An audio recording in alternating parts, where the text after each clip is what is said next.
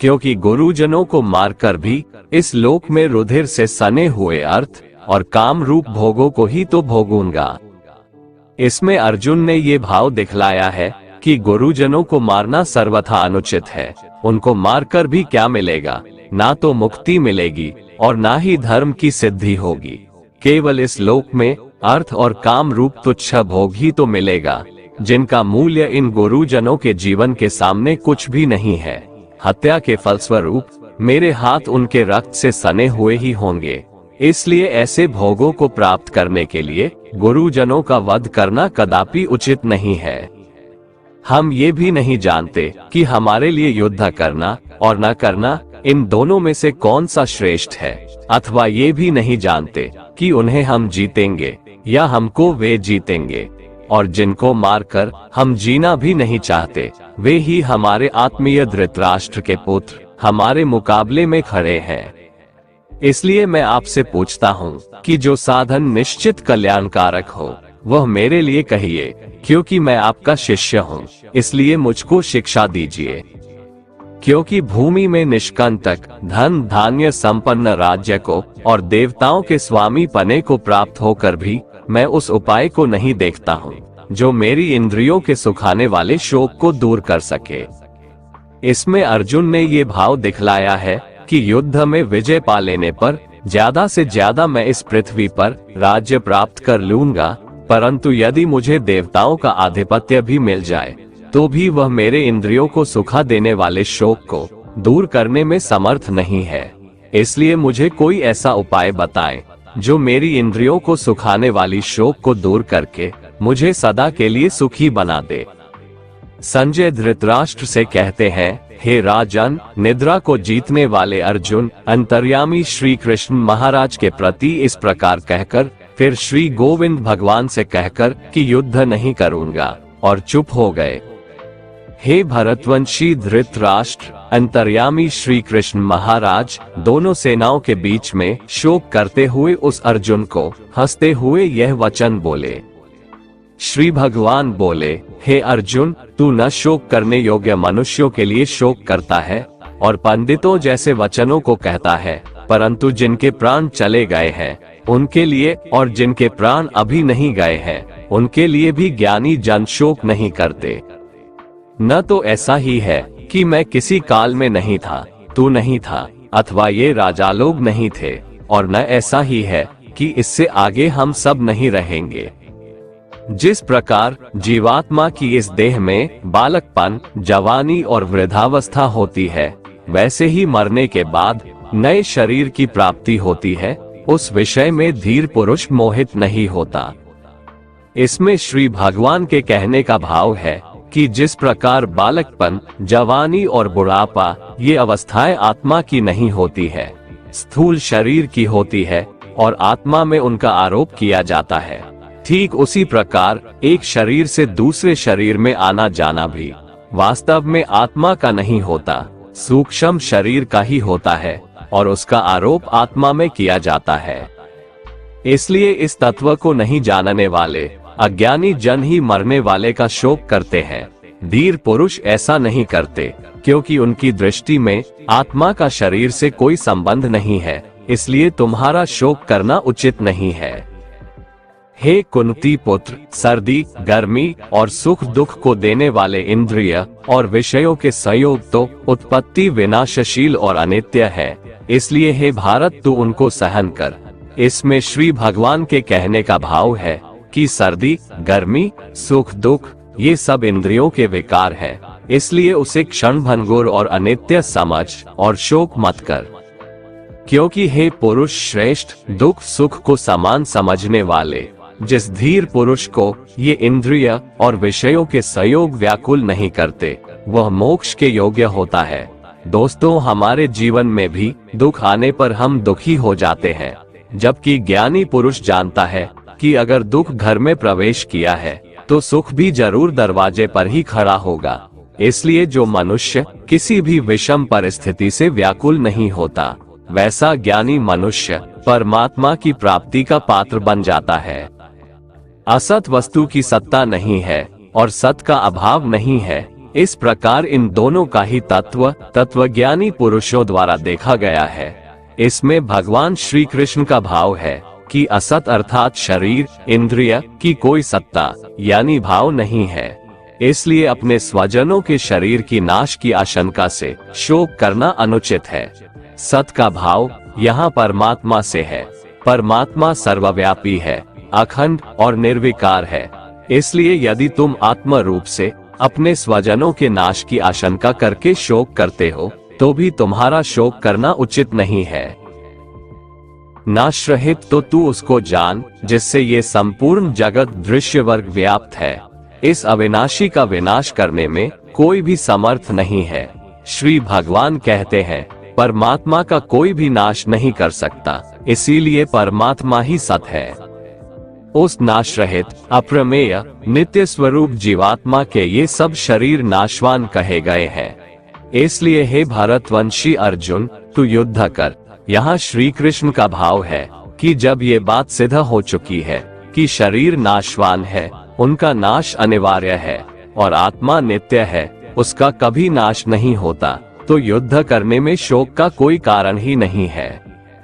जो इस आत्मा को मारने वाला समझता है तथा जो इसको मरा मानता है, वे दोनों ही नहीं जानते, क्योंकि यह आत्मा वास्तव में न तो किसी को मारता है और न किसी के द्वारा मारा जाता है। यहाँ श्री भगवान का भाव है कि स्थूल शरीर से सूक्ष्म शरीर के वियोग को मरना कहते हैं, इसलिए मरने वाला स्थूल शरीर है। इसी तरह जिस स्थूल शरीर की क्रिया से किसी दूसरे स्थूल शरीर के प्राणों का वियोग होता है, उसे मारने वाला कहते हैं। इसलिए मारने वाला भी शरीर ही है, आत्मा नहीं है। किंतु शरीर के धर्मों को अपने में अध्यारोपित करके अज्ञानी लोग आत्मा को मारने वाला मान लेते हैं, इसलिए उनको उन कर्मों का फल भोगना पड़ता है।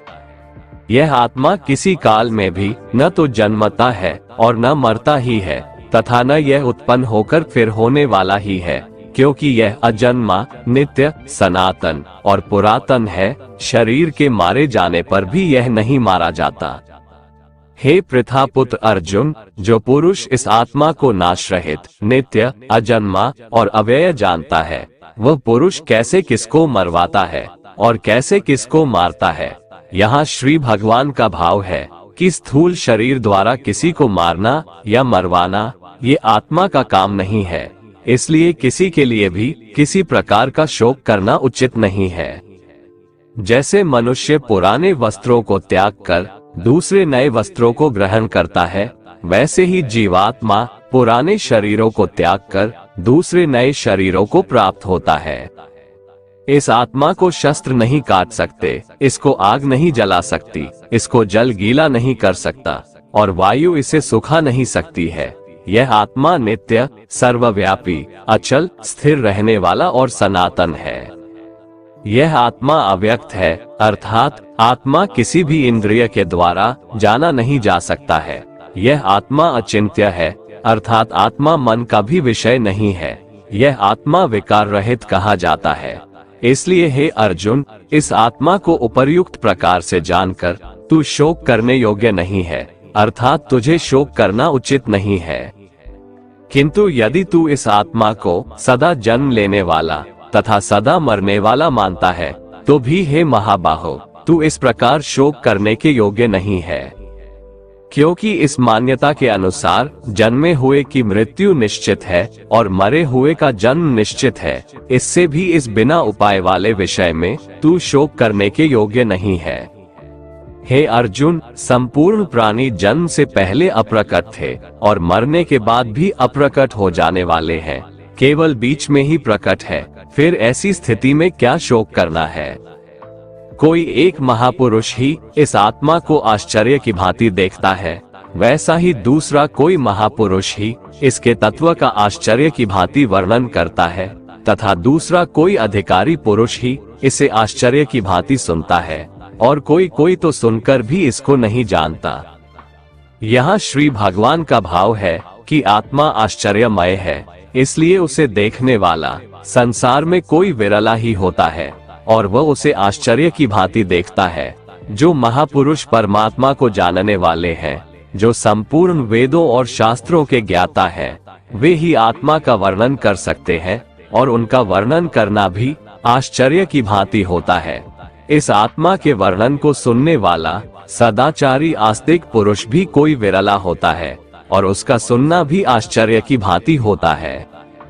हे अर्जुन, यह आत्मा सबके शरीरों में सदा ही अवध्य है, इसका कभी नाश नहीं हो सकता।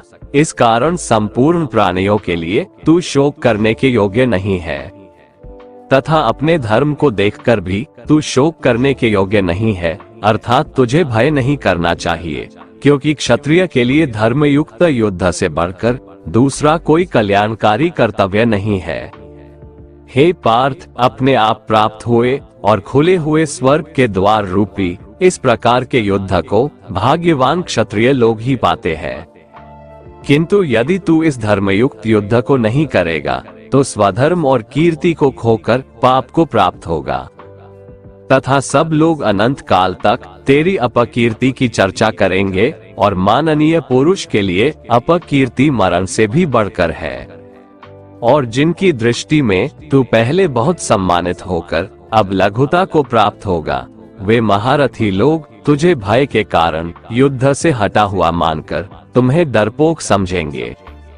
तेरे वैरी लोग अर्थात तुम्हारे शत्रुगण तेरे सामर्थ्य की निंदा करते हुए तुझे बहुत से न कहने योग्य वचन भी कहेंगे।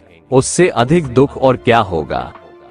या तो तू युद्ध में मारा जाएगा और स्वर्ग को प्राप्त होगा, अथवा संग्राम में जीतकर पृथ्वी का राज्य भोगेगा। इस कारण हे अर्जुन, तू युद्ध के लिए निश्चित करके खड़ा हो जा। हार जीत, लाभ हानि और सुख दुखों को समान समझकर युद्ध के लिए तैयार हो जा। इस प्रकार युद्ध करने से तू पाप को नहीं प्राप्त होगा। हे पार्थ, ये बुद्धि तेरे लिए ज्ञान योग के विषय में कही गई, और अब तू इसको कर्म योग के विषय में सुन, जिस बुद्धि को जानकर तू कर्मों के बंधन को भली भांति त्याग देगा, अर्थात सर्वथा नष्ट कर डालेगा। इस कर्मयोग में आरंभ का अर्थात बीज का नाश नहीं है, और उल्टा फलरूप दोष भी नहीं है, बल्कि इस कर्मयोग रूप धर्म का थोड़ा सा भी साधन जन्म मृत्यु रूप महान भय से रक्षा कर लेता है। यहाँ श्री भगवान के कहने का भाव है कि कर्मयोग का कभी नाश नहीं होता। इसके संस्कार साधक के अंतःकरण में स्थित हो जाते हैं, और वे साधक को दूसरे जन्म में पुनः साधन में लगा देते हैं। निष्काम भाव से किए गए कर्मों का विपरीत परिणाम भी नहीं होता है, और ऐसा साधक भगवान को प्राप्त हो जाता है। हे अर्जुन, इस कर्मयोग में निश्चयात्मिका बुद्धि एक ही होती है, किंतु अस्थिर विचार वाले विवेकहीन सकाम मनुष्यों की बुद्धियां निश्चय ही बहुत भेदों वाली और अनंत होती है। जब फैसला लेना हो तो बुद्धि एक ही होती है, लेकिन जहाँ सोच की, फैसले की, निर्णय की कमी हो, वहाँ कई बुद्धियां